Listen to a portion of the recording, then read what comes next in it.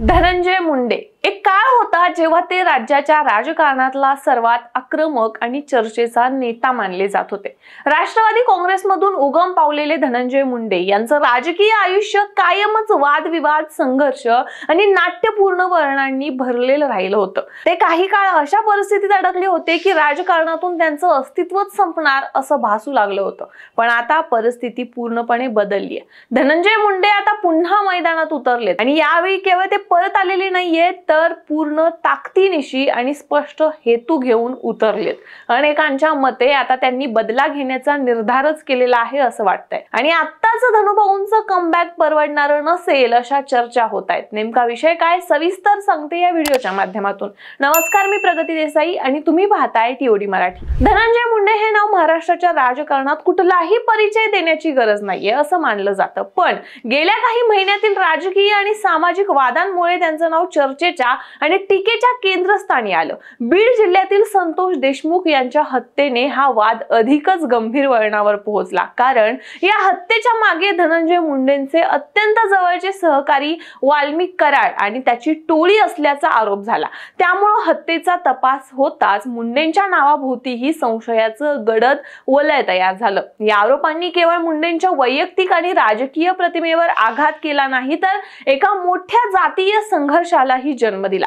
संतोष देशमुख यांची हत्या ही वंजारी आणि मराठा समाजामध्ये एक अप्रत्यक्ष संघर्ष निर्माण करणारी ठरली। या संघर्षाला किती खोल परिणाम झाले आणि ते केवढं जातीय ध्रुवीकरण घडवून आणू शकलं त्याचा प्रत्यय खुद्द धनंजय मुंडेंनी ठाणे इथल्या वंजारी समाजाच्या राज्यस्तरीय अधिवेशनात दिलेल्या भाषणातून दिलाय। त्यांनी स्पष्ट सांगितलं की जर मी काही चुकलो असेल तर मला माफ करू नका, पण माझ्या चुकीचा परिणाम माझ्या जातीवर, माझ्या आई वडिलांवर, मुलांवर का व्हावा। या एका वाक्यात त्यांनी समाजातील सध्याच्या टोकाच्या मनोवृत्तीवर प्रहार केलाय। प्रत्येक राजकीय व्यक्तीवर आरोप होतात, पण त्या आरोपांचं रूपांतर जर जातीच्या नावावरून समाजावर होऊ लागलं तर त्याचे परिणाम भयावह असतात, हे या वक्तव्यातून दिसून आलं। धनंजय मुंडे यांनी याच अधिवेशनात अत्यंत भावनिक आणि मनपूर्वक स्वीकारलेलं की 200 दिवस मी माध्यमांच्या ट्रायलचा सामना केला, त्या दिवसात 2दा मरणाच्या उंबरठ्यावर पोहोचलो होतो। हे वक्तव्य केवळ त्यांच्या व्यथा व्यक्त करत नव्हतं तर त्यांनी ज्या प्रकारे शांतपणे हे सर्व सहन केलं त्याचंही प्रतिबिंब होतं। त्यांनी माध्यमातील टीका, विरोधकांचा हल्लाबोल आणि समाजाच्या एका भागाकडून होणारा तिरस्कार हे सर्व त्यांच्या खांद्यावर घेतलं, पण स्वतः बोलणं टाळलं। या प्रकरणातच त्यांचं नाव जेव्हा संलग्न केलं गेलं त्यावेळी त्यांनी अगदी स्पष्टपणे म्हटलं होतं की संतोष देशमुख यांच्या हत्येमध्ये जो कोणी दोषी असेल त्याला शिक्षा झाली पाहिजे, त्यात मीही असेल तर मला देखील शिक्षा द्या। पण त्यांची ही जबाबदार आणि निर्भीड प्रतिक्रिया राजकीय विरोधकांनी दुर्लक्षित केली। भाजपा आमदार सुरेश धस यांच्यासह अनेक विरोधकांनी मुंडेंच्या नावाभोवती संशय अधिकच खोल केला आणि राज्यभरात संतोष देशमुख यांच्यासाठी मोर्चे निघाले, आंदोलनं झाली। या काळात त्यांच्यावर आधीच कृषी खात्याशी संबंधित घोटाळ्याचे आरोप होते आणि त्यातच त्यांच्या कौटुंबिक आयुष्यातील वाद म्हणजेच करुणा मुंडे यांच्याशी संबंधित प्रकरण पुन्हा माध्यमांमध्ये चर्चेचा विषय बनलं। सर्व बाजूंनी आरोप प्रत्यारोपांनी घेरलेले गेलेले धनंजय मुंडे एका अशा संघर्षातून जात होते जिथे प्रत्येक आघाडीवरून त्यांना एकट्यालाच लढावं लागत होतं। त्यांनी याच काळात सांगितलं की या 200 दिवसात समाज माझ्या मागे उभा राहिला, मी बोललो नाही कारण मला माहित होतं मी दोषी नाहीत। त्यांनी ही गोष्टही अधोरेखित केली की समाजाची बदनामी करताना त्याला जात ही सहजपणे लावली जाते। वंजारी समाज ही केवळ एका व्यक्तीच्या कृतीवरून न्यायाधीश बनले जातात आणि संपूर्ण जातीला आरोपीच्या पिंजऱ्यात उभं केलं जातं, ही गोष्ट त्यांनी स्पष्टपणे मांडली। याच अधिवेशनात त्यांनी गोपीनाथ मुंडे यांच्या संघर्षाच्या आठवणी जागवून एक भावनिक प्रसंग सांगितला। साहेबांनी मला बाजूला केलं नसतं तर एकाच मंत्रिमंडळात भाऊ बहीण मंत्री झाले असते। म्हणजे एकंदरीतच धनंजय मुंडे आता भावनिक नातं वाढवण्याचा प्रयत्न करतायत असं दिसून येत आहे। बीड जिल्ह्यातील संतोष देशमुख हत्या प्रकरणानं एकाच वेळी अनेक राजकीय व सामाजिक गटांना धक्का दिला। या गडद घटनेमध्ये राष्ट्रवादी काँग्रेसचे आमदार धनंजय मुंडे यांचे निकटवर्तीय वाल्मिक कराड आणि त्याची टोळी या हत्येचे सूत्रधार म्हणून समोर आले। या संशयामुळे मुंडेंचं राजकीय भविष्यच डगमगून गेलं। या जटिल परिस्थितीमध्ये धनंजय मुंडेंना एकेकाळी आदर्श म्हणून पाहणाऱ्या समाजानेही प्रश्न उपस्थित केले। संतोष देशमुख यांच्या हत्येनंतर वाल्मिक कराड बरोबर धनंजय मुंडे टार्गेट झाले। मुलाखतींमध्ये, विरोधकांच्या वक्तव्यात, माध्यमांच्या रिपोर्ट्समध्ये सर्वांनी त्यांच्या भोवतालचं संशयाचं जाळं विणलं। या धनंजय मुंडेंचा पाठीमागील काही वर्षांचा कार्यकाळ बघितला तर त्यांच्या वैयक्तिक आणि राजकीय आयुष्यात अनेक धक्कादायक प्रसंग घडले होते। एकीकडे त्यांच्या खासगी आयुष्यावर आधारित वाद उभे राहिले तर दुसरीकडे पक्षांतर्गत विरोध आणि त्यांची वाढती लोकप्रियता डावलण्याचा प्रयत्न सुरू होता।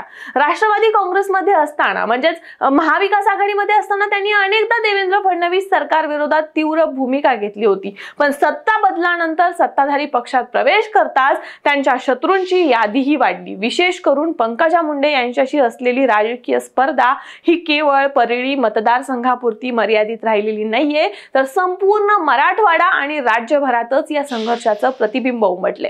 एक काळ असा होता की अनेकांनी मुंडे यांचं राजकीय करिअर संपल्यात जमा आहे असं ठामपणे बोलायला सुरुवात केली होती, पण राजकारण म्हणजे खेळ आणि खेळात लांब श्वास महत्त्वाचा असतो। धनंजय मुंडे यांनी हे नेमकं दाखवून दिले। त्यांनी पक्षांतर करून भारतीय जनता पक्षाचा हात धरला, शिंदे फडणवीस सरकारमध्ये मंत्रीपद मिळवलं आणि काही महिन्यातच आपल्या कामगिरीतून नव्या ताकदीने आपली छाप सोडायला सुरुवात केली। आणि आता पुन्हा एकदा धनंजय मुंडे याच मोडवर आलेत। काही महिन्यांपासून धनंजय मुंडे ऍक्टिव्ह नाहीत, शिवाय मंत्रीपद गेल्यापासून ते शांतच आहेत। आणि मग आता अशा चर्चा होऊ लागल्यात की धनुभाऊंचं राजकारण संपतंय। तेवढ्यात आता धनुभाऊ पुन्हा ऍक्टिव्ह मोडवर आल्याचं दिसू लागले। राज्याच्या राजकारणात अनेकदा असे क्षण येतात जेव्हा एखादा नेता संधीच्या शोधात असतो आणि जेव्हा ही संधी मिळते तेव्हा तो संपूर्ण जोर लावून मैदानात उतरतो। सध्याची परिस्थिती काहीशी अशीच आहे। अजित दादा देखील ऑन कॅमेरा आता असं बोलतायत की धनंजय मुंडेंना पुन्हा मंत्रिमंडळात घेतलं जाईल। याचा अर्थ स्पष्ट आहे, धनंजय मुंडे यांच्यावर पक्षाचा वरदहस्त आहेच आणि आता त्यांचं पुढचं लक्ष म्हणजे राजकीय बदल असेल। या बदल्यात राजकीय अपमानाचा, डावलण्याचा आणि विरोधकांनी केलेल्या आरोपांचा हिशोब चुकता करण्याचा निर्धार आहे। आता मुंडे आपल्या हातातले प्रशासन, निर्णय क्षमता आणि जनतेतील लोकप्रियता यांच्या जोरावर त्यांनी पुन्हा एकदा आपली स्थिती अधिकच मजबूत करायला सुरुवात केली आहे। विरोधकांसाठी हे धोक्याचे संकेत आहेत, कारण आता धनंजय मुंडे फक्त संरक्षणात्मक भूमिकेत नाहीयेत तर आक्रमक रणनीतीने पण भावनिक साथ मिळवत पुढे येत आहेत। शिवाय अनेक जण म्हणतात की जेव्हा एखादा नेता संकटातून बाहेर पडतो आणि पुन्हा उभा राहतो तेव्हा त्यांचं राजकारण अधिक प्रगल्भ, अधिक दूरदृष्टी असलेलं आणि अधिक प्रभावी होतं। धनंजय मुंडे यांचं सध्याचं वर्तन,